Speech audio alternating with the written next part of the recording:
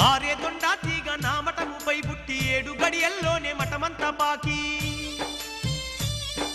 మఠములోకెళ్ళేటి మార్గము లేక 107 రోజులు పూజలుండావయ్యా మక్కలోన నల్ల పంది బుట్టి మహమ్మదీయుల్లోన తగువు పెట్టేనయ్యా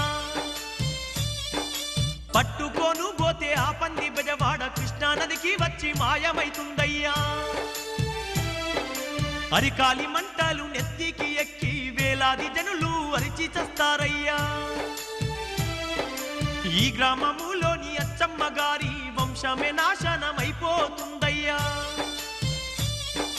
వాళ్ళింట పెరిగిన చింత చెట్టుకు చేమంతి పువ్వులు పూస్తాయ్యా